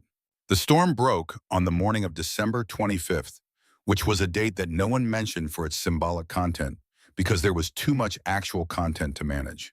The wind stopped first, not gradually, but in one discrete moment, as if a decision had been made, and the silence that followed had the quality of something very loud ceasing rather than the ordinary quiet of an undisturbed morning. Then the sky began to change, the cloud mass moving south with the speed of something that had completed its purpose and was leaving.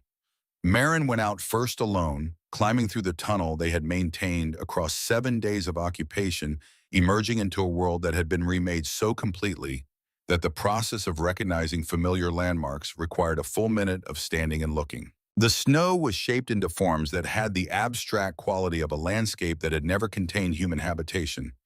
20-foot drifts, sculpted by sustained directional wind into curves and overhangs that would have been beautiful if they had not been the direct physical record of the force that had killed 17 people. The town below was not visible as a town.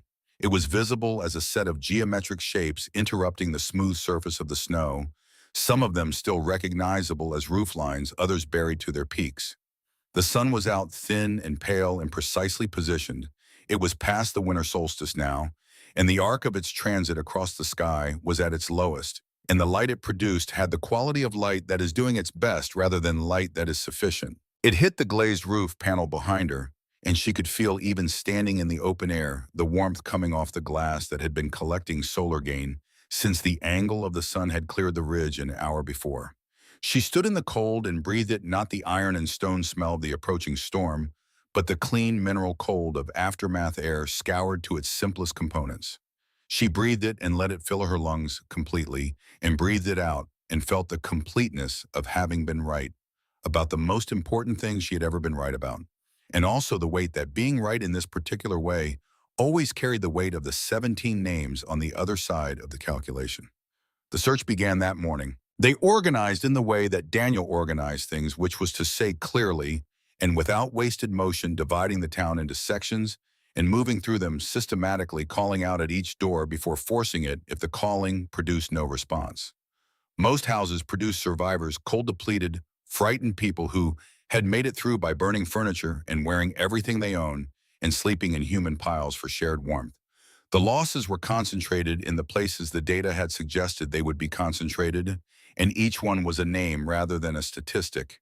And Daniel recorded the names in his notebook with the care of someone who understands that bearing witness is also a form of action. The O'Connell house was the one that settled most heavily. The family had been together, that was clear from the arrangement, not collapsed where they stood, but gathered, positioned, as though the last thing they had done deliberately was move toward each other. Prescott stood outside the door for a long time before he went in, and when he came out, his face had been simplified further. The remaining performance burned away, leaving something that was not grief exactly, but the particular expression of a man who has looked directly at the consequence of his choices and has stopped finding ways to put something between himself and the looking. The assessment of Holt's wood supply emerged not through accusation, but through the accumulation of consistent observation. Daniel had been noting the burn rates and residue characteristics of the houses that had failed earliest, and the pattern was clear to anyone with the technical vocabulary to read it. Green timber, high moisture content, rapid initial combustion, followed by slow, smoldering net heat output per cord, significantly below what seasoned hardwood produced. He wrote it all in his notebook and left the notebook on the table in the town hall without saying anything to Holt directly, which was a form of communication that required no interpretation. Holt read the notebook. Prescott read it. The community read it in the way communities read things that are left in accessible places, not all at once, and not officially, but thoroughly. Holt did not deny any of it. He did not construct an explanation or a defense. He went to each of the houses where someone had died and stood outside for a while, and whether this was penance or something more functional than penance was between him and whatever he believed about accountability, and the town did not press him on it because the town was too busy surviving to invest energy in prosecution. The accounting would happen inside him, or it would not happen, and the result of that internal process would eventually be visible in his actions, and that would be the measure of it. Gerard came to her on the third day after the storm broke, finding her at the shelter where she was conducting a structural assessment, checking the mortar joints for frost damage, examining the ventilation pipes for any compromise from the accumulated weight of the drift. He stood at the edge of the excavated area and watched her work for a moment before she acknowledged him, not because she hadn't heard him arrive, but because she was finishing a section of inspection that required complete attention. She looked up at him. He had his father's build in his own face, which was currently carrying the particular expression of someone who has been constructing a sentence for several days. "I knew in November," he said. "I stood on this slope and I ran the calculations, and I knew this would work exactly as you described. And I went home and told my father it was sound, and he told me not to say that to anyone, and I didn't." He paused. 17 people. She set down the tool she had been using and looked at him directly. "Why are you telling me this now?" "Because someone should know. Because Emmett Shaw knew and stayed quiet and died with it in his hand, and I have spent 8 days understanding that I was doing the same thing on a longer timeline." He met her eyes without looking away. "I don't know if there is anything useful in the telling at this point. I'm not asking for absolution. I'm asking to be known accurately." She considered this for a moment, the wind moving lightly around them in the thin winter sunlight, the temperature still well below freezing, but holding nothing of the storm's terminal quality, just ordinary cold, the kind that told you to dress appropriately, rather than the kind that told you nothing because there was no appropriate dress. "Your knowledge could have changed what happened," she said, "if you had spoken at that meeting." "That is true. It is also true that you were 28 years old and afraid of your father and living inside a system of authority that you had been trained since childhood to treat as the natural order of things. Both of those things are true at the same time." She picked up her tool again. "What you do with the knowing going forward is the part that matters now." He stood there for another moment, absorbing this, and then he asked if he could help with the inspection, and she handed him the rod she used for testing mortar integrity and showed him what she was looking for, and they worked through the afternoon without needing to resolve anything further between them. The Springtown meeting was held in the first week of March, when the last of the major drifts had reduced themselves to stubborn remnants in the deep shadows of the north-facing buildings, and the ground had begun to produce the specific mud that Dakota Territory produced in March. Purposeful mud, committed mud, the kind that meant the earth was coming back to itself. The hall smelled of wood smoke and the beginning of something else, a slight earthen quality in the air that was the ground thawing below the floorboards, the building reconnecting to the land beneath it. Prescott stood at the front of the room as he had stood there dozens of times before, but the way he occupied the space was different now. Less proprietorial, the posture of someone who has relinquished something large and is still learning to stand without the weight of it. His face was thinner. The frost damage on his cheekbones had healed cleanly. He said, "We built a town on the assumption that confidence was the same as competence, and that experience of the ordinary was preparation for the extraordinary, and that wisdom could be dismissed on the basis of its source. Every one of those assumptions turned out to be wrong in ways that we paid for with the names of 17 people who trusted us to make sound decisions." He stopped and let the room carry the silence for a moment, rather than filling it immediately, which was a change from the man who had filled every silence at every previous meeting. "I was wrong. I was specifically and consequentially wrong. And the form my wrongness took was the refusal to hear what a person was telling me because I was more committed to my own certainty than to the truth she was offering." He turned and looked directly at Marin, who was sitting in the front row with her hands folded in her lap, and when he looked at her, there was no performance in it, no orchestrated humility, no public theater of contrition. Just a man looking at a woman who had been correct in every material particular and communicating the full acknowledgement of that without dressing it in anything else. "Mistress Calloway, this town asks your forgiveness, knowing it has not earned it and may not earn it. This town asks your guidance, knowing it refused it when it was offered freely. We ask you to teach us not because we deserve the teaching, but because the alternative is to remain what we were, and what we were was not enough to protect the people in our care." Marin did not respond immediately. She looked at him for a long moment, and then she looked at the room at Holt sitting near the back, with his hands on his knees, at Gerard beside him, at Daniel Webb, with his notebook, at Martha Finney, who had come to every meeting but never spoken, at Reverend Crane, with his narrow face wearing its new expression of instructed humility, at the survivors who had spent 7 days in the earth with her and carried it differently now than they carried ordinary experience. She said, "I will teach, on the condition that what gets built belongs to everyone, not to me. The knowledge is not mine, it came from my mother and from her people, and the only thing I did was carry it and use it when it was needed. Whatever we build here, we build in that name." Prescott nodded. He picked up the pen from the table and wrote what she had said, and then he said, "What name, Evening Star Calloway?" She said it without particular emotion, the way you say the name of someone who is present in everything around you, even when they are not present in the room. That is the name this work should carry forward. The summer of 1877 was the most physically productive period in the history of Harrow's Crossing, and also the most complicated. The digging happened simultaneously with the grief of the previous winter, the two processes running alongside each other, the way grief and work always run alongside each other when the work is necessary and the grief is real. They dug on the south-facing slope of the same ridge where Marin's shelter sat, extending and expanding the design into a communal structure large enough to hold every remaining resident of the town in survivable conditions. And they dug with a purposefulness that was not the same as enthusiasm, but was more durable. The purposefulness of people who understand precisely what they are preventing. Marin directed from the ground level, which was where direction of this kind needed to happen. She walked the excavation each morning before work began and each evening after it ended, checking the progress of the walls, the positioning of the drainage channels, the angle calculations for the expanded glazing system. She answered questions with the patience of someone who understands that transferring knowledge requires repetition at the receiver's pace rather than the teacher's. And she never answered a question with impatience, even when the question was one she had answered before, because the asking was always coming from a different place than the previous asking. Gerard worked beside her in the technical capacity, which was an arrangement that had produced some comment in the first week, and then had stopped producing comment because the work it produced was visibly superior to what either of them could have produced separately. He had a precision in his calculations that complemented her empirical knowledge, and she had decades of tested application that kept his calculations honest.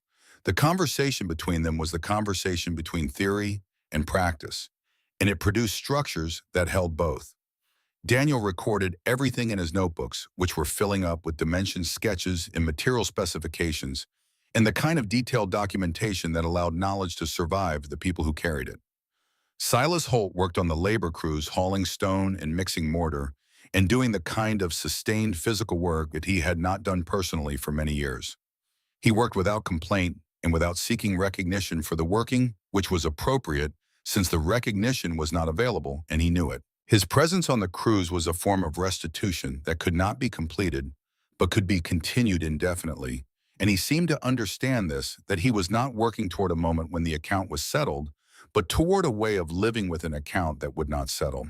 Gerard watched his father work and said nothing about it, which was its own kind of communication. On a Thursday evening in the middle of August, Marin stood at the crest of the hill as the light was going and looked at what they had built. The communal shelter was 300 feet long on its east-west axis, set into the slope at the same angle as her original design, with the expanded glazing system covering the full south face in the amber light of a setting summer sun. The pipes emerged from the earthen roof in a row, neat and functional, the only visible indication of the mechanical sophistication contained in what looked from a distance like a natural feature of the hillside. The earth that covered the structure had already begun to grow grass in the sections where they had seeded it, and by next summer it would be indistinguishable from the slope itself, a building that had become part of the land that held it. She sat down on the crest with her hands flat on the cooling earth behind her, feeling through her palms the temperature of the ground still warm from the day the surface holding the sun's investment, the way it always had not, because it had been asked to, or because it was performing any function beyond its own nature, but because that was what the earth did. It received what was given and held it and gave it back slowly, without drama, without announcement across the hours and days and seasons in which human beings were doing the more obviously significant work of being alive above it. She thought about her mother on the hill in 1839, choosing the spot for the shelter, not this hill, but a hill with the same physics, the same relationship between the angle of the slope and the angle of the winter sun, the same dense clay that would accept the excavation and hold its shape. Her mother had walked that hill the same way Marin had walked this one, reading it through her feet and her hands in the particular intelligence of someone who had been taught by people who had been taught by people who had learned these things through the unforgiving methodology of necessity. The knowledge was not ancient in the way that ancient was sometimes used to mean primitive. It was ancient in the way that physics was ancient, tested across generations, until the things that worked had been kept and the things that didn't had been set aside, leaving a practice that was as close to reliable as human knowledge ever got. 35 years of silence, and then one October meeting, and then this hill on an August evening with the grass growing over the roof of something that would keep people alive when the next storm came. Because the next storm would come. The sky did not negotiate and the cold did not make exceptions, and the people of Harrow's Crossing had learned this in the most expensive way that lessons could be purchased, and the learning had cost them 17 names and the certainty of men who had confused their confidence for the truth. She did not know if she had forgiven them. Forgiveness was a process rather than a decision, and she was somewhere in the middle of it, in the way that you were always somewhere in the middle of a process that didn't have a clean ending. What she knew was that the work was right, and that the work belonged to more people than she had expected to share it with, and that her mother's name was on the cornerstone of the communal shelter in letters that Daniel Webb had carved, with more care than the work strictly required, the care of someone who understood that names carved in stone were a form of argument against forgetting. She pressed her palms harder against the earth. The warmth came back through her hands, patient and steady, the way warmth always came from the earth.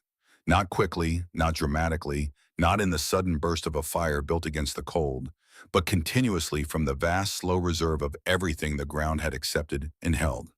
You had to be willing to be still to receive it. You had to be willing to put your hands down and wait. The sun finished its descent behind the ridge to the west, and the sky went through its sequence of colors the way it always did, indifferent to the fact that there were people below watching it happen, doing what it did because it was what it did, because there was no version of the sky that didn't produce this particular sequence at this particular hour. Marin stated until the stars came out. She had named 17 of them in the weeks after the storm, moving through the winter sky with her eyes and her memory, and the knowledge that naming was what you did when you could not do anything else, when the storm had passed and the decisions were made and the consequences were what they were, and all that remained was to remember correctly. She had named a different star for each person, not in any system her mother would have recognized, but in the private system of someone who needed the dead to have addresses. She found them one by one in the August sky, the winter constellations not yet risen, their addresses still below the horizon, the stars themselves unchanged and entirely uninformed about the small human drama that had assigned them these responsibilities. She sat with them for a while, the earth warm beneath her, the shelter below her, doing what it had been built to do. Then she got up and walked down the hill in the dark, steady on the ground she knew.